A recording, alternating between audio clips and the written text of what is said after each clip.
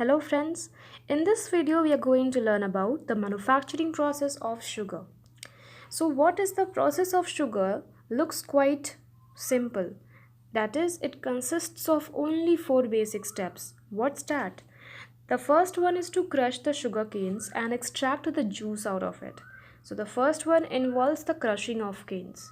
Now the juice can't be sent directly to the multi-effect evaporators, or you can say boilers, in order to concentrate it. No, we are first going to treat it with few chemicals in order to remove the impurities and to add few ingredients into it. The third one, after it is treated with the chemicals required, is sent to the boilers or multi-effect evaporators, and then we concentrate the syrup in there, because the sugar syrup we are getting after it is crushed is just like a juice, it's just like a drink. So how are we going to manufacture the crystals out of it? And that's why it is sent to the, you can say, the multi-effect evaporators.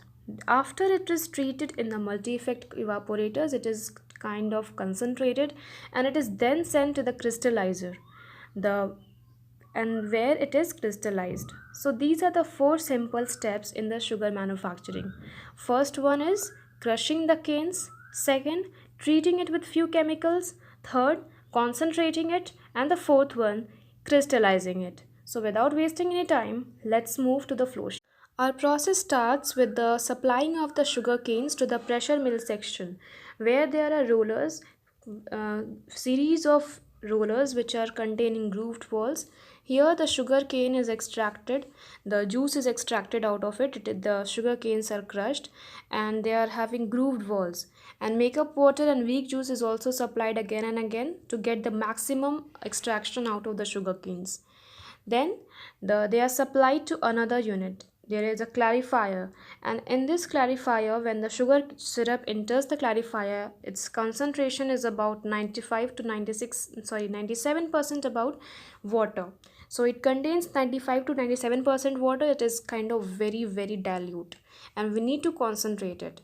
So in the clarifier, you can see the steam is supplied to the in the clarifier. Basically, as I told earlier, the sugar syrup needs to be treated with few chemicals. And what are the chemicals used? First, we treat it with calcium phosphate and lime. Why? In order to precipitate the impurities it is containing, precipitate the colloidal particles. Okay. Secondly, sulfur dioxide gas is also bubbled through the bottom of the clarifier in order to bleach the juice. See, the juice you get from the sugar cane is kind of yellowish, and that yellow color, that yellow tinge has to be removed anyhow, because we do not want our sugar to be yellowish. You see, what sugar you get at home, it's quite bright white, isn't it? And that color is obtained when we bleach the sugar. So here itself in the clarifier, the sugar cane juice is bleached with the help of sulfur dioxide, which is a very good bleaching agent. And but one thing has to be kept in mind is that the acidification, that is, it must contain a pH. The pH of the juice must be 7 to 7.1%. It has not to, the pH of the juice has not to be disturbed. This is very important process over here, that while adding the sulfur dioxide gas, this thing is always kept in mind. Now what happens to the impurities? Are they just wasted? Never. Nothing is wasted in an industry. So the sludge we are getting, it is passed through a rotary filter press. In the rotary filter press, the inner part, which contains vacuum, which sucks the liquid out of it, and that liquid is nothing but your sugar syrup. It is sent directly to the multiple effect evaporators, and in the multiple effect evaporators, the concentration begins. That is, in the multiple effect evaporator is nothing but a series of single effect evaporators, 3 or 4 or 5 or 6, any number can be kept, and that is this supplied with steam, and here the sugar cane juice is passing. The sugar cane juice which is entering the multiple effect evaporators has the concentration of about 80 to 85%. Okay, so you see, when it is entering the clarifier, the the concentration is about, that is 95 to 97%. And don't think concentration means the concentration of water I'm talking about. That means it contains 95 to 97% water when it is entering the clarifier. It contains 80 to 85% water when it is entering the multiple effect evaporators. Okay, so don't confuse it with the term concentration. I'm talking about the water concentration, not about the sugar. Then in the multiple effect evaporators, it is concentrated. Okay, and after the concentration occurs, it again goes into a vacuum pan crystallizer. Vacuum, the vacuum is maintained by the help of this jet ejector. And crystallizer, by the name itself we understand that crystallization is happening inside it. That is, the sugar syrup is crystallized and crystal sugar is getting out of the vacuum pan crystallizer. One more thing, the syrup which is entering the vacuum pan crystallizer is now 40%, is now containing 40% water. So when it is entering the multiple effect evaporator, it is containing 80 to 85% water, and when it is leaving the multiple effect evaporator, it contains only 40% water. So you see, half of the concentration is done. Okay, it is concentrated to just only 40% water, and that 40% sugar syrup goes into the crystallizer where it is crystallized.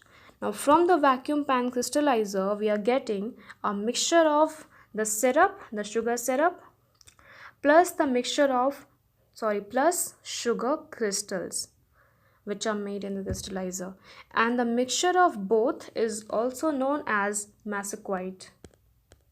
Excuse me for the pronunciation if it is wrong.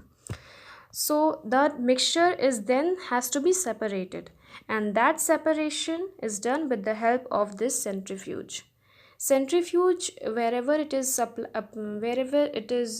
installed in the industry, is just for the sake of mix separation. Okay, so here the mixture of the syrup and the juice is separated, and crystal sugar is obtained and the other part, and it is separated from the syrup.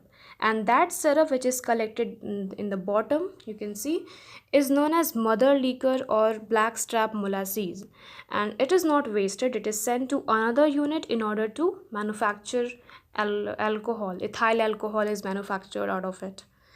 So you see, this is the whole process of sugar manufacture. So it's quite easy, isn't it?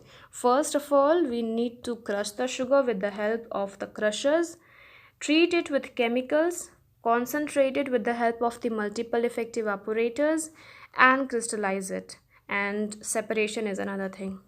So this is all about the sugar manufacturing process. So let's revise it within seconds. First of all, the grains are sent to the crushers. There are various series of crushers kept where weak juice and makeup water is constantly added into the crushers in order to get the perfect extraction out of the sugar cane. Then the juice is sent to the clarifier. In the clarifier, steam is also applied to the juice in order to maintain the temperature, and it also helps, heat also helps in flocculating the colloidal particles together. Lime, calcium phosphate is also added in order to flocculate the particulate matter and to remove the impurities. Sulfur dioxide is bubbled through the bottom. Why? In order to bleach the sugar juice. Now, the sludge passes through a rotary filter press. In the rotary filter press, the juice is being sucked out, sent to the multiple effect evaporator or to the clarifier also. If it is not treated, to treat it again, it can be sent, and or it is directly sent to the multiple effect evaporator.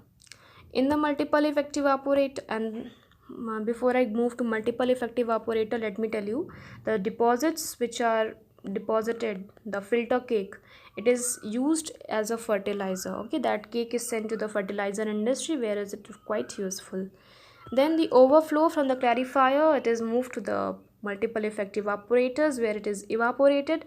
When it is entering the multiple effect evaporator, the juice contains 80 to 85% water. When it is leaving the multiple effect evaporator, it contains 40% water. So you see how much it is concentrated. Then it moves to the crystallizer where it is finely crystallized, but the crystallization is not 100%. It might contain the syrup also. And the mixture of sugar crystals and syrup is known as masequite. Excuse me from the pronunciation. So that masequite mixture has to be separated, isn't it? And that is separated with the help of this high-speed basket centrifuge.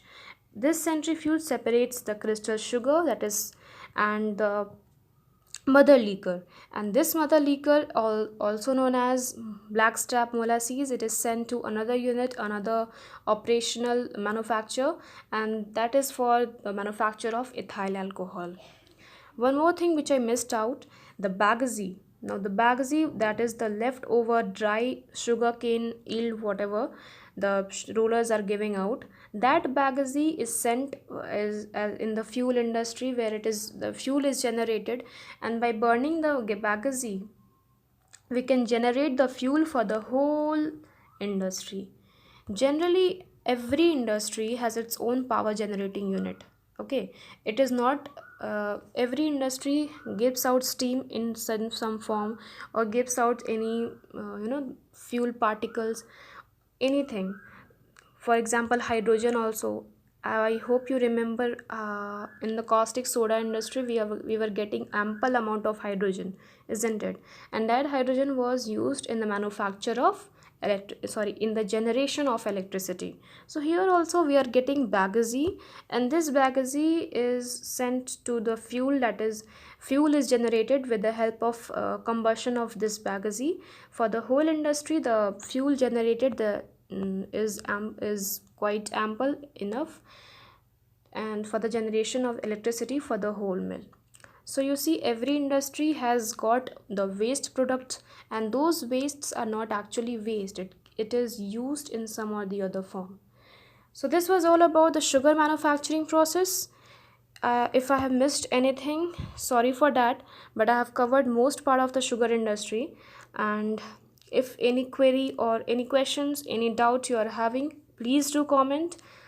And thanks for watching the video.